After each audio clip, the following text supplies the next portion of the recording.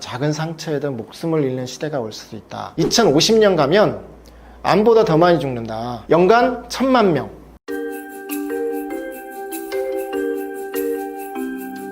결핵도 대단히 위험하고 많은 사람들을 감염시켰고 지금도 위험한 질병이죠. 세균에 의한 것이고요. 이게 19세기 정도만 하더라도 유럽에서는 죽는 사람들이 한 7분의 1이 결핵으로 죽었다 그래요. 그만큼 위험하고 그런 질병이었죠. 상류층에서 유행했다 그러는데 사실은 그건 아니고요. 더 위험한 거는 공장 노동자들, 산업혁명 이후에 굉장히 좁은 공장에서 폐쇄된 공간에서 일하거나 빈민지역 이런 데서 더 많이 유행했죠. 근데 다른 질병은 보통 어때요? 상류층들은 별로 안 걸리잖아요. 근데 결핵은 상류층도 꽤 많이 걸렸던 질병이라는 거니까 사람들의 관심은 어디로 가요? 상류층에 더 많이 가잖아요. 그래서 그런 인식이 되었고, 또 하나는 뭐냐면은 이 질병에 대해서 좀 낭만적인 생각을 갖고 있었어요. 예술가라든지 철학자라든지 문학가라든지 이런 사람들이 걸리면 어떻게 되면 창백해지죠. 그리고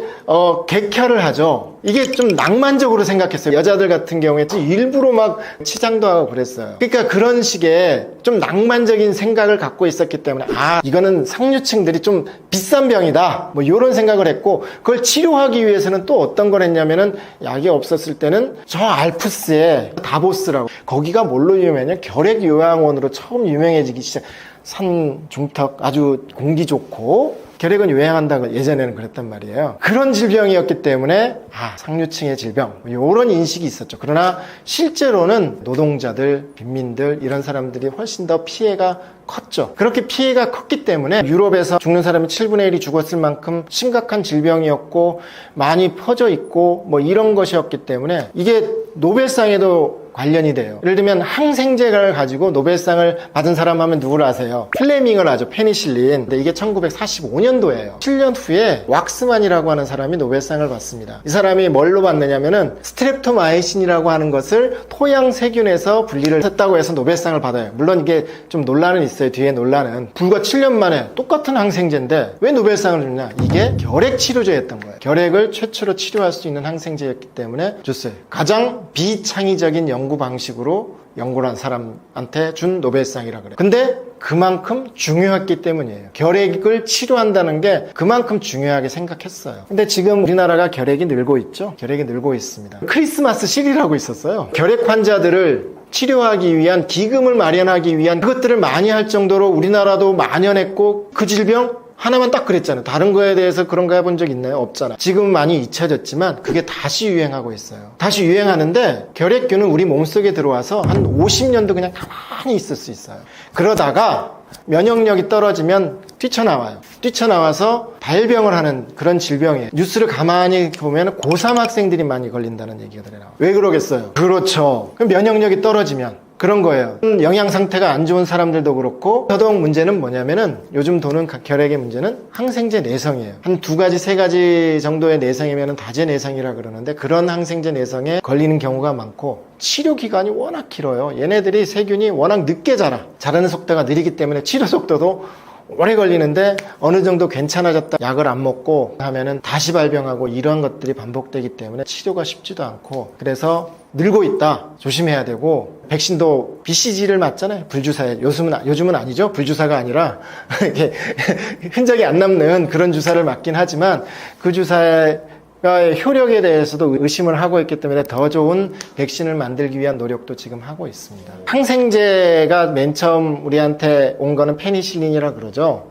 페니실린은 어디서 왔죠? 푸른 곰팡이가 만들어내는 물질이죠. 푸른 곰팡이가 원래는 토양 세균이에요. 토양 곰팡이죠.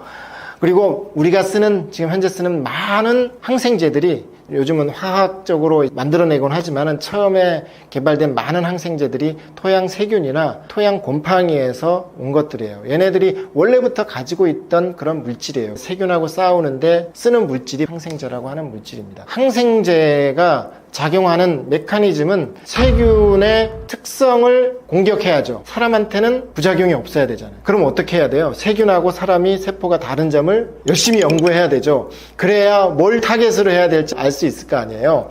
그 타겟이 몇 개 있는 거예요. 세포벽이라든지. 사람 세포는 세포벽이 없거든요. 세균은 있어요. 그럼 세포벽을 만들지 못하게 하면 얘는 죽겠죠. DNA를 만들거나 RNA를 만들어야 되는데 이거에 쓰는 효소가 달라요. 그래서 그거를 공격하거나, 단백질을 만드는 기관을 뭐라 그러냐면 리보솜이라 그런단 말이에요. 그럼 사람이 갖고 있는 리보솜과 세균이 갖고 있는 리보솜의 구조라든지 이런 게 달라요. 그러니까 고기를 공격하거나, 아니면 사람은 없는데 세균만 가지고 있는, 살아가려면 생합성 과정들이 있어요. 그거를 공격하거나 뭐 이렇게 되는 게 항생제가 세균을 죽이는 메커니즘이 되는 거예요. 찾아보면 뉴스에 나옵니다. 항생제가 듣지 않고 작은 상처에도 목숨을 잃는 시대가 올 수도 있다. 항생제 내성 세균을 연구하면 임상에 쓰는 모든 항생제의 내성인 세균을 종종 발견을 해요. 이 환자는 도대체 어떻게 치료를 해야 되지? 의문이 될 수밖에 없죠. 이 환자는 여러 개를 때려 붓거나 운에 맡겨서 이럴 수밖에 없는 상황이 아닌가, 그렇게 된다는 얘기가 되거든요. 영국에서 그 총리실 산하에서 특별 팀을 만들어서 감염을 연구하거나 세균을 연구하는 사람이 아니라 경제학을 연구하는 사람을 대표로 해가지고 태스크포스 팀을 만들어서 조사를 한 적이 있어요. 지금 항생제 내성 문제가 이대로 가면 도대체 어떠한 결과로 올 것인지를 조사한 적이 있어요. 2050년 가면 암보다 더 많이 죽는다. 세균 때문이 아니라 세균의 항생제 내성 때문에 연간 1000만 명, 지금 상태 계속되면 서울시 인구가 항생제 내성 때문에 한 해에 죽을 수도 있다. 이게 그냥 연고비 더 많이 타기 위한 그러한 협박조가 아니라 경제학을 연구한 사람이 조사한 결과가 그래요. 그때는 센세이션을 했지만은 그 당시뿐이었긴 했죠. 그렇게 해서 오락 버바마라든지 이런 사람들이 이거에 집중 투자를 하겠다 그래서 항생제 내성률이 조금씩이나마 줄고 있었어요. 코로나19에 다시 늘었어요. 왜? 여기에 신경을 덜 쓰니까 다시 느는 거예요. 미국에서 결과도 그렇고 우리나라에서 결과도 그렇거든요. 항생제 내성률이 그만큼 늘고 있다는 건데, 이게 신경을 안 쓰면 그런 문제라는 얘기죠. 신경을 써야 됩니다. 기온이 높아지면 더 활발하게 움직일 수 있는 세균들이 늘어날 수 있죠. 그러면은 그 세균이 자체가 늘어난다는 얘기는 그걸 치료하기 위한 항생제를 더 많이 써야 된다는 얘기가 될 수 있고요. 그러다 보면 다시 항생제 내성 문제가 거기에 따라서도 연관될 수 있고, 사실은 뭐 많이 떨어진 문제라고 생각할 수 있지만 어쨌든 연결되기 시작하는 관련이 있는 문제라고 할 수 있죠. 예를 들면 콜레라균 같은 경우가 이 기후변화와 가장 관련이 깊은 병원균이라고 할 수 있어요. 얘네들은 원래 어디 사는 균이냐면은 저쪽 인도의 벵골 지방이죠. 겐지스강 하류에 풍토병인 게 대항해 시대, 세계화 시대 1800년대 말 이때부터 해서 전 세계로 퍼져서 팬데믹을 일으켰고 지금도 7차 팬데믹 중이라 그러는데, 아이티에 지진이 일어나서는 콜레라가 번져가지고 엄청나게 많은 사람이 죽곤 했거든요. 이 콜레라균은 식물성 플랑크톤에 기생하면서 살다가 온도가 수온이 조금 높아지면 나올 수 있는 가능성이 훨씬 높아지는 그런 세균이에요. 그렇게 나오면서 수인성 질병이니까 물을 마시게 되면 그냥 감염되는 건데, 기후변화와 기후가 조금만 올라가면 훨씬 더 많은 감염자들이 생기는 콜레라라고 하는 게 그러한 질병이고, 지금도 이게 7차 팬데믹 중이라고 연구자들은 그렇게 인정을 하고 있어요. 물론 우리나라는 외국에서 들어오는 사람들이 갖고 들어오는 경우가 가끔 있을 뿐이긴 하지만 저쪽 제3세계라 그러죠. 동남아시아라든지 인도라든지 이런 데는 아직도 돌고 있는 그런 질병도 있고, 그게 기후변화와도 밀접한 연관이 있죠. 그럼요. 예, 세균이니까. 콜레라는 증상이 어때요? 들어봤죠? 토하고 엄청난 양의 설사를 하고, 많은 사람들이 막 콜레라에 의해서 걸린 병동을 보면은 밑이 뚫린 침대 하도 많이 쏟아내기 때문에 워낙 추해 보이는 그러한 질병이라서 더 심각성도 느끼게 되고, 이 경우는 뭐냐면 너무 많은 수분을 뺏기니까 항생제로 치료할 수도 있지만 더 중요한 치료는 뭐냐면은 수분 보충이에요. 전해질 수분 보충. 이온 음료. 이거를 먹이는 거예요. 전해질의 그 이제 불균형 때문에 엄청난 설사를 하고 사람이 죽게 되는데, 그거를 보충하는 게 제1 치료제라고 합니다. 물론 세균을 없애기 위해서는 물론 항생제가 있어야 하긴 하겠지만은, 요즘 무슨 문제를 얘기를 해요? 항생제 내성 문제를 많이 얘기하죠. 내성은 어떻게 생길까? 뭐 이렇게 생각할 거 아니에요. 왜 그 항생제를 썼는데 세균이 안 죽지? 세균도 살아야 할 거 아니에요. 지들도. 우리 집에 도둑이 든다, 강도가 든다고 생각하면 우리가 뭘 해야 될까를 생각해보면 조금 이해가 갈 거예요. 첫 번째 뭐 해야겠어요? 들어오지 못하게 해야겠죠. 들어오는 문을 잠그고, 세균도 세포로 들어오려면 그냥 들어오는 게 아니라 어떤 물질을 통해서 들어와야 돼요. 그걸 막는 거죠. 두 번째는 들어오는 놈을 쫓아내야 되죠. 세균은 펌프를 갖고 있어요. 원래 다른 해로운 물질이 들어오면 얘네들도 살기 위해서 펌핑을 해야 될 거 아니에요. 그걸 항생제에 대해서 하는 거예요. 그 다음에는 잘 숨기거나 이러면 될 거 아니에요. 타겟을 하는 DNA라든지 단백질에 변이가 생기면 결합을 못하면 세균이 살겠죠. 그리고 마지막은 몽둥이 들고 싸우는 거죠. 그렇죠? 박살을 내는 거죠. 세균도 항생제를 분해하는 효소, 항생제를 변화시키는 효소를 만들어내는 거예요. 그렇게 해서 항생제를 부셔버려요. 그러면은 애들이 살죠. 그런 메커니즘으로 항생제 내성이 생겨요. 항생제 내성과 관련해서 큰 문제는 뭐냐면 약이 잘 안 만들어져요, 요즘에. 항생제가. 왜? 첫 번째, 내성이 이렇게 잘 생기는데, 만들면 내성이 생기는데 돈이 많이 들어요. 임상 연구를 해야 되고, 그동안 많이 만들었는데 타겟이 거의 없어졌죠. 연구를 그동안 많이 했고 타겟들이 있었는데 그 타겟들이 이제 별로 없는 거죠. 그리고 돈이 안 된다고 생각을 해요. 어떻게 생각하면은 좀 그런데, 이게 좀 오해를 살 수도 있는 건데, 고혈압약이나 당뇨약이나 이건 어때요? 한 번 처방 평생 먹죠? 뭐 그러지 않아도 된다고 그러지만 거의 평생 먹죠. 한 번 처방한 건 그건 먹어요. 그러면 한 번 마케팅을 하거나 잘 만들면은 평생 가는 거예요. 제약회사에는 계속 돈이 들어오죠. 항생제는 한 번 써서 고치면 어때요? 일주일, 2주일에서 잘 고쳤어요. 훌륭한 약이죠. 그 다음에는 그게 필요 없죠. 그런 차원에서는 좀 불리한 거예요. 근데 이게 문제가 되잖아요. 바로바로 우리가 감염돼서 죽을 수도 있는 문제니까.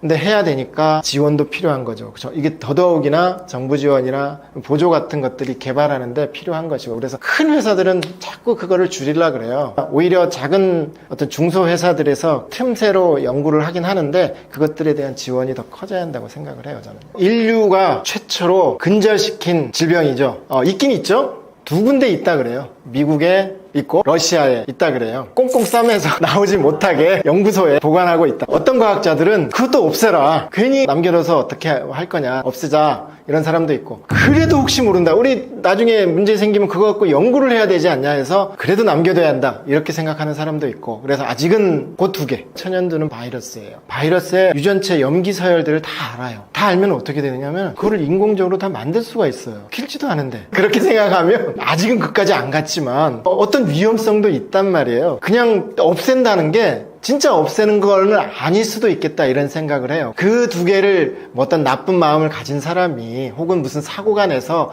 밖으로 나올 수 있는 가능성도 있지만, 그거를 인위적으로 없앤다라고 하는 게 또 우리가 인위적으로 만들 수 있는 그러한 기술을 우리가 갖게 돼 버렸어요. 우리가 없애는 기술을 가져가지고 없앴는데 이제는 또 그걸 새로 만들 수 있는 기술도 생겨버린 거예요. 없애는 게 그렇게 실효성이 있을까라는 생각도 사실은 조금 해요. 그랬죠. 예. 과거형으로 얘기하는 이유는 뭐냐면 1980년대 이후로 많은 사람들이 죽었죠. 지금 에이즈 뉴스 많이 듣나요? 안 나오죠. 그럼 환자가 없을까요? 환자 있어요. 근데 왜 안 나올까요? 그렇죠. 관리가 돼요. 약들이 나왔어요. 한 방에 딱 치료된다, 이건 아니에요. 없앤다, 이건 아니고요. 유지를 시킬 수 있어요. 여러 몇 가지의 약들을 칵테일이라고 그러죠. 섞어서 치료를 하면 유지가 돼요. 바이러스가 우리 면역세포를 파괴를 해가지고 면역력이 떨어져가지고 세균이나 다른 거에 의해서 죽는 건데, 이걸 유지시켜 줄 수가 있게 됐어요. 그래서 정기적으로 검사를 받고 약을 먹으면, 잘 관리를 하면 유지시킬 수 있는 단계가 된 거예요. 약간 만성병 같은 그런 상황이 되었기 때문에, 물론 치료라고는 할 수 없지만 그렇게 되었기 때문에 뉴스가 없는 거예요, 사실은. 그럼에도 불구하고 위험하죠. 전혀 죽는 사람이 없다기보다는 그래도 우리가 관리할 수 있는 상황이 되었다, 뭐 이렇게 이해해야 되고 조심은 해야죠. 그 백신을 만들려는 노력은 지금도 하고 있고 그렇습니다. 세균을 영어로 하면 뭐라 그러죠? 박테리아라 그러죠. 박테리아가 원래 그리스어 막대라는 데서 오는데, 봤을 때 막대 모양이라서 그것 중에서도 작은 거, 뭐 이렇게 해서 이름이 붙여진 거죠. 한자로도 그렇죠. 작을 세자, 작은 생명체라고 보면 되는데 대체로 단세포 생물이죠. 병을 일으키기도 하고 많은 대사 활동도 하고, 그리고 특징적으로 보면 그 안에 핵이 없죠. 원핵생물이라 그러죠. 사람의 세포에는 핵이 있죠. 진핵생물은 핵이 있는 생물, 사람의 세포 같은 식물세포 같은 거. 아주 간단히 얘기하면 이렇게 얘기할 수 있을 것 같네요. 실얘가 2010년대 중반이죠. 오래되지도 않았어요. 한 10년도 안 됐죠. 시베리아 쪽에서 갑자기 수천 마리의 술록들이 죽었어요. 근데 조사해봤더니 다 탄저병에 걸린 거예요. 탄저균이라고 하면 여러분 아실지 모르겠지만 생물 테러로 이용할 수 있는 물질, 그런 세균이기도 한데, 이게 알래스카나 시베리아 빙하 밑에 녹아있던 것들이 기후온난화로 인해서 풀리면서 술록이 감염이 돼서 그렇게 많이 죽었어요. 세균이나 바이러스들이 나와서 죽는다, 영화 같은 상상이다, 이렇게 얘기할 수 있고, 누가 쓰는 SF 영화 뭐 이렇게 얘기할 수 있는데, 근데 실제로 있었던 거고, 그게 더더욱 염려스러운, 시베리아라고 해서 사람이 살지 않는 건 아니잖아요. 거기에 사는 사람들까지도 감염이 될까, 뭐 이런 염려가 있었지만, 그만큼 다른 동물들이 죽었다라는 얘기는 사람도 당연히 영향을 받을 수 있고, 사실은 그 밑에 어떤 세균들, 어떤 바이러스들이 그렇게 있을지를 아직은 잘 몰라요. 기후온난화라는 게 여러 가지 측면에서 문제들을 일으키지만 병원균, 이런 질병의 차원에서도 중요한 이슈가 될 이야기라는 거죠. 예를 들면 마이크로바이옴이라고 들어보셨는지 모르겠어요. 우리 인체 내에 있는 모든 미생물의 전체적인 구성들, 이런 것들을 마이크로바이옴이라 그러는데, 그 얘기 들어봤을 거예요. 비만의 원인이 세균이다. 그 얘기는 다른 세균 때문에는 날씬해질 수도 있다는 얘기예요. 비만 세균을 입고 날씬함을 유지시키는 세균이 있는데, 우리 몸속에서 많은 대사물질들을 소화시키고 그것들을 유지시켜주는 세균들이 있다라는 얘기죠. 그리고 병원균이 있어요. 예를 들면은 대장염을 일으키는 아주 무서운 세균이 있어요. 얘네가 왜 병을 일으키냐 그러면은 다른 좋은 세균들이 없어서 그래요. 나머지 세균들은 다 좋은 세균들인 거죠. 대체로는 좋은 세균이라는 거예요. 병을 일으키는 세균이 극소수인 거지. 근데 우리는 뉴스를 보거나 뭐 할 때는 나쁜 뉴스들 혹은 드문 것들을 더 집중해서 하게 되죠. 일상적으로 우리 몸을 유지시켜주고 이러는 것들은 우리가 잘 모르죠. 그와 같이 어떤 세균을 딱 들지 못하는 이유가 사실은 그런 거예요. 대체로는 우리의 건강과 지구상의 생명체를 유지시켜주는데 가장 필수적인 조건이다, 이렇게 봐야 될 것 같아요. 책에서도 쓴 적이 있지만 뒤에 꼭 얘기하고 싶다, 이렇게 얘기한 게 그거였어요. 바이러스와 세균이 어떻게 다르냐. 바이러스는 물질 대사를 하지 않아요. 대사를 스스로 하지 않아요. 세균은 DNA를 가지고 단백질을 스스로 만들어서 대사 활동을 해요. 아주 일부의 기생세균을 제외하고는. 그러나 바이러스는 그런 걸 안 하죠. 세포로 이루어져 있지도 않고, 세포벽, 세포막 이런 게 없어요. 그 안에 유전체는 있죠. DNA 혹은 RNA는 있지만 아주 일부분만 있어요. 겨우 유지시켜줄 정도만. 우리 몸속에 들어가서는, 혹은 식물이나 동물 속에 들어가서는 뭘 하느냐, 그 일부의 유전체를 가지고 동물이나 식물의 기관들을 이용해서 다시 자기를 만드는 거죠. 그러니까 스스로 하는 게 아니라는 얘기죠. 다른 거를 뺏어서 한다는 얘기죠. 감기 걸렸을 때 항생제를 먹지 말라는 얘기를 하죠. 항생제는 세균을 죽이는 거예요. 세균의 세포벽을 파괴하거나 다른 물질 대사의 그것들을 막아가지고 죽인단 말이에요. 바이러스는 어때요? 세포벽 없죠? 물질 대사도 하지 않아요. 그러니까 항생제를 먹어봐야 얘를 죽일 수가 없어요. 어디 가서 할 일이 없어요. 그러니까 듣지가 않죠. 그러니까 먹지 말라고 하는 거예요. 먹어봤자 소용이 없다, 이렇게 얘기하는 거죠. 아주 다른 생명체다, 이렇게 이해하셔야 될 거예요. 위험하다고 하는 게 관점이 좀 다르죠. 병을 일으켰다는 측면에서 역사상을 봤을 때 흑사병, 패스트는 세균이에요. 1900년대 초반에 많은 사람을 죽인 스페인 독감이라고 있죠. 그거는 또 바이러스예요. 저는 세균을 연구하는 사람이니까 세균이 더 중요해, 이렇게 얘기하면 시원하겠지만은, 우리가 현대에 들어와서는 점점 바이러스에 대한 질병들이 더 늘어나고 있는 게 사실이긴 해요. 세균은 그나마 항생제라고 하는 치료약이 나와 있었죠. 물론 지금은 항생제 내성 문제 때문에 오히려 또 역전될 가능성도 있지만, 지금 우리에게 닥친 게 어떤 게 더 위험하다 이렇게 얘기해야 되지, 일반적으로 어떤 게 더 위험한 것이다 이렇게 얘기하기는 좀 곤란한 측면이 있을 것 같아요. 그쵸. 생명도 그렇지만 세균은 더더욱 특징이 뭐냐, 딱 하나로 얘기하자면 다양성이에요. 너무나 다양해요. 저도 30-40년 연구해왔지만 왜 이런 현상이 벌어져? 이런 것도 있네? 이게 계속 나와요. 논문도 하루에 수십 편씩 수백 편씩 쏟아져 나온단 말이에요. 논문이라는 게 뭐예요? 항상 새로운 것들을 밝히는 거잖아요. 그게 계속 나와요. 아직도 모르는 게 많고, 혹은 그걸 이용해야 될 것도 많다. 유전자 가위비 말씀드렸잖아요. 유전자 가위비가 나온 게 불과 10년이에요. 그 전에 기초 연구들이 좀 있었지만 그 이전에는 전혀 몰랐던 거예요. 그거를 세균에서 밝혀져가지고 지금은 유전자 가위라고 하는 최첨단의 생명공학 기술까지 온 거라는 얘기죠. 그런 게 또 있을 거라고 저는 확신하죠. 예. 맞다고 해야죠. 왜냐? 가장 오랫동안 살았잖아요. 그렇죠? 최초의 생명체도 약 지구가 한 45억 년 되었다 그러는데 생명체가 나타난 게 아무리 늦게 잡아도 지금으로부터 약 35억 년 전. 그게 뭐냐면 당연히 세균이었죠. 세균이 있음으로 해서 지구에 많은 것들이 만들어졌죠. 대기도 만들어지고 거기서 진화해서 다른 생명체도 만들어지고 그것뿐만 아니라 지금도 사실은 지구 내에서의 사이클들 이것들을 다 돌리는 게 세균이고 물론 사람 몸에도 사람의 세포만큼 혹은 사람의 세포 이상의 세균들이 존재하고 있어서 그것들이 많은 일들을 하거든요. 만약에 지구에 세균이 없다 그러면 난감해지죠. 왜냐? 아무 일도 안 일어날 거예요. 그냥 다 없어질 거라고 생각을 해요. 모든 생명체라든지 이런 것들이. 그만큼 지구상에서 지구를 유지시켜오고 있는 가장 중요한 생명체가 세균이 아닐까. 우리 몸에서 세균이 없다고 가정을 해보세요. 몇 시간? 네, 아마 우리 몸이 다 사라지고 말 거라고 생각을 해요. 왜냐?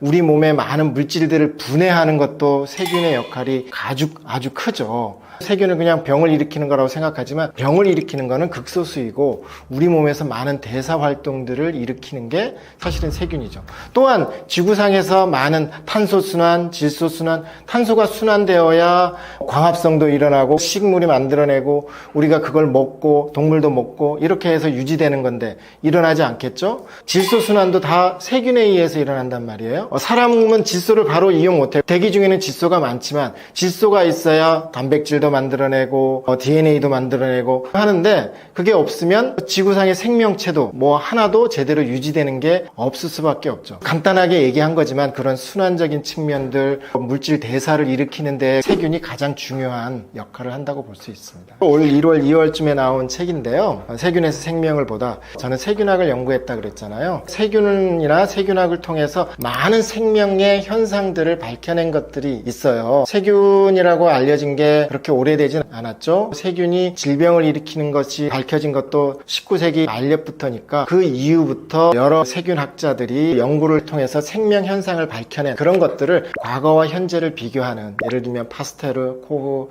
헬리코박터 파일로리를 발견한 분들 나아가서 최근에 유전자 가위 이것도 사실은 세균에서 온 거예요. 세균들끼리도 의사소통한다는 얘기들 현대의 생물학의 발전에 미친 세균학을 역사적으로 보고 논문들을 얘기를 하면 보고자 한 그런 책이었어요. 흑사병이요. 흑사병이 말도 위험스럽잖아요. 공포감스럽죠. 검다에다 죽을 사자에다가 이제 흑사병이 인류 역사상 가장 최고로 위험했던 질병이라고 보통 얘기합니다. 우리가 얘기하는 그 대흑사병의 시대가 그레이트 패스트라고 하는 14세기 얘기예요. 14세기에 유럽 인구가 대체로 어느 정도였냐면 7,500만 명 정도로 보통 생각을 해요. 거기에 몇 명이 죽었느냐? 불과 한두 세대 정도 몇십 년 사이에 이 병으로 3분의 1, 2,500만 명 내지 3,000만 명이 죽었습니다. 상상이 힘들죠. 우리가 코로나19로 해서 생각을 하면은 치명률이라 그러죠. 이게 1%도 안 됐단 말이에요. 근데 그 당시에 흑사병으로 죽은 패스트로 죽은 사람이 유럽에서만 3분의 1이었다. 그것만 생각해도 그렇고 어떤 마을은 그냥 완전히 몰살되었고 프랑스나 이탈리아의 어떤 지역은 약 90%가 죽었어요. 그러니까 그냥 통째로 사라지는 거죠. 한 마을이나 한 지역이 통째로 사라지는 그런 정도였으니까 흑사병의 위력이라고 하는 게 그만큼 대단했고 그만큼 위험했던 거죠. 그게 사라졌다가 종종 그 후에도 나왔어요. 16세기에도 유행을 했고요. 그 후에도 계속 빈발을 했죠. 19세기 말쯤에는 저 홍콩이나 이런 데도 발생해가지고 수많은 사람이 죽었거든요. 그러니까 우리는 지금 흑사병 옛날 얘기 아니야. 옛날 얘기죠. 옛날 얘기인데 그만큼 위험했고 그럼 사라졌나? 사라진 질병도 아니거든요. 그러니까 여전히 관심을 가져야 되는 그런 질병이긴 하다는 얘기입니다. 학명으로 얘기하자면 여시니아 페스티스라고 하는 페스트라 그러죠. 흑사병을 페스트라고 하는 알베르 까뮈의 소설이 있죠. 질병의 이름이기도 하고 병균의 이름은 페스티스예요. 이게 밝혀진 게 언제냐면 아까 잠깐 얘기했던 19세기 말에 홍콩을 사람들이 많이 감염되었을 때 어떤 세균에 의해서 이 질병이 걸리는지를 그때야 밝혀졌어요. 이미 14세기부터 19세기까지 500년 동안이나 정체도 모르면서 사람들이 죽어나갔던 거죠. 그만큼의 많은 사람들이. 그걸 밝혀낸 사람이 누구냐? 학명이 뭐라 그랬습니까? 예르시니아, 여시니아라 했죠. 예르생, 프랑스니까 예르생이라고 읽는데 쓰면 또 스펠링으로 쓰면 같습니다. 그 사람이 밝혀냈다 그래서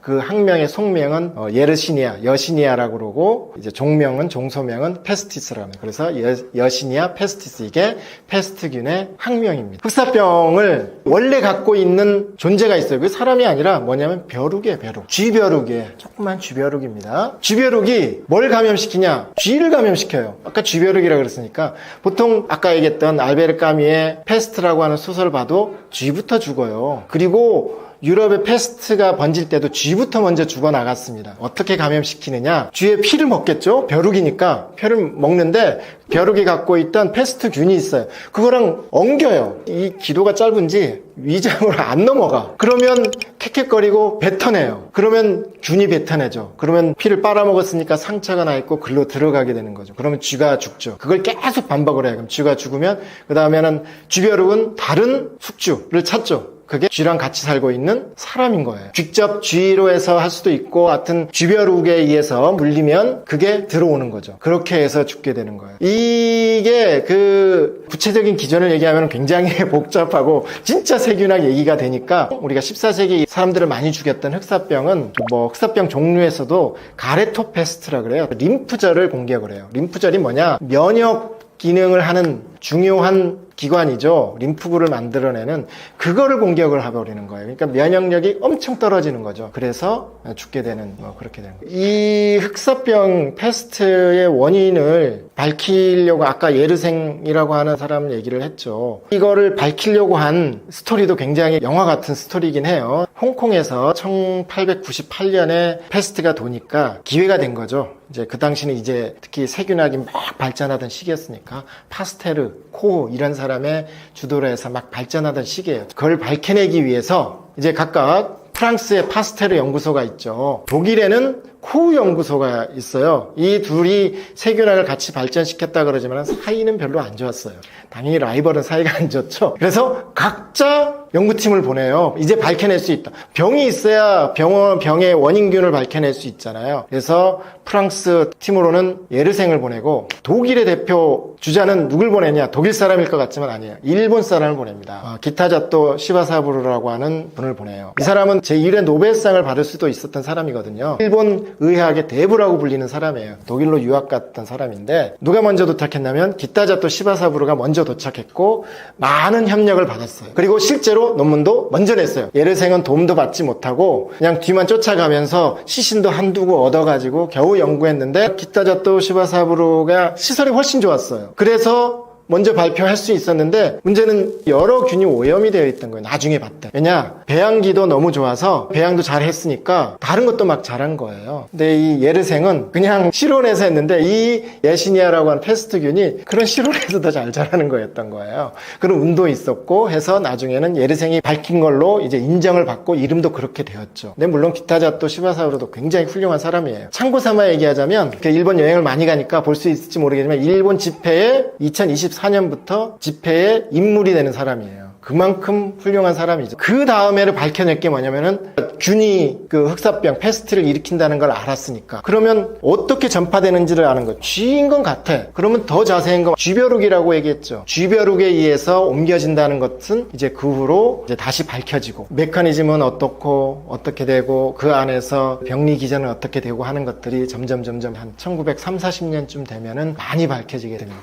그 사람이 베트남에서 활동을 많이 했어요. 베트남에서는 굉장히 유명하고 굉장히 존경받는 사람입니다. 세균학 연구만 한 게 아니라 산도 많이 탔고 산맥 같은 데 많이 타면서 거기에 학교도 짓고 병원도 짓고 경제활동을 할 수 있게, 그 당시는 프랑스 식민지였잖아요. 베트남에서 동상도 있어요. 굉장히 유명한 사람입니다. 사실은 매년 나와요. 흑사병이. 역사적으로 생각했을 때는 이 중국 북부지방 몽골 지역에 풍토병이라고 생각을 해요. 그래서 그 지역에서는 매년 뉴스가 나와요. 발생했다. 그러니까 몇 명 발병했다. 그게 널리 퍼지지 않았을 뿐인데 발병했다. 그게 나와요. 그리고 몇 년 전에는 아프리카죠. 마다가스카르 섬이라고 아시죠? 큰 섬 있죠. 인도랑 아프리카 사이에 큰 섬. 거기에 집단 발병을 한 사례도 있어요. 뿐만 아니라 미국에서도 발병을 해요. 매년 몇 명씩 죽어나가요. 이게 널리 번지지 않았을 뿐이에요. 왜냐? 항생제로 치료가 돼요. 조기에 치료하면 좀 오래 가면 안 되죠. 며칠 지나면 안 되지만 하루 이틀 내에 치료를 하면 거의 치료가 되기 때문에 아직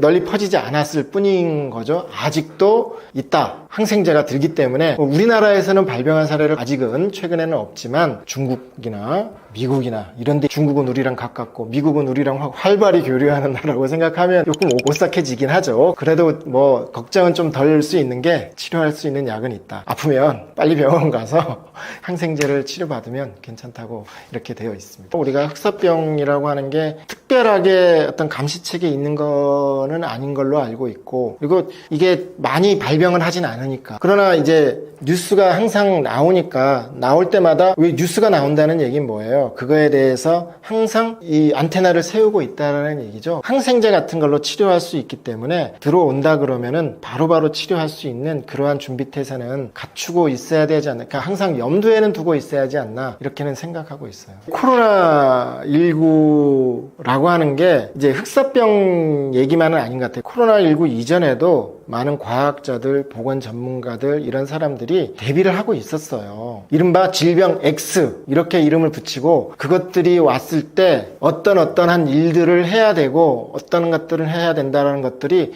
다 시뮬레이션을 했었어요. 근데 결과는 어땠는지 다 알잖아요. 우왕좌왕 뭐 이런 거죠. 그때 대비했던 것들이 여전히 철저하지 못했고, 사실은 코로나 바이러스라고 하는 게 그것 때문에 생길 거라고는 상상도 못했던 그런 측면이 있어요. 왜냐하면 코로나 바이러스는 감기 바이러스 중에 하나라고 생각을 했지 이게 그렇게 팬데믹을 일으킬 거라고는 생각을 하지 않았단 말이에요. 그렇다면은 여전히 지금도 마찬가지 코로나19 이후에도 똑같으면 안 되잖아요. 대비를 마찬가지 질병 X, 그 시뮬레이션하고 어떤 대책을 마련해야 하는 것들을 국가적인 차원에서도 하고 전 세계적인 WHO나 이런 데를 중심으로 해서 논의를 하고 대비책을 마련하고 있는데, 제 생각에는 그런 데서는 이제 보다 더 많은 세균이나 바이러스를 대상으로 각각 세밀한 더 정교한 대비를 해야 되겠죠. 또한 우리도 마찬가지죠. 일반 사람들도 그거에 대해서 인지를 하고 있어야 된다는 거죠. 어떤 게 올 수 있다라는 거. 지금 계속 그 경고가 나오고 있죠. 조류독감이 올 수 있다. 여전히 다시 코로나19가 또 어딘 다시 번지고 있다. 이런 얘기를 하고 있는데, 그런 거에 대해서 항상 생각을 하고, 만약에 보건당국이나 이런 체계에서 어떤 대책들을 얘기한다면 사실은 우리가 불신이라는 게 있긴 해요. 정부기관의 말에 대해서 불신한다는 것들이 있지만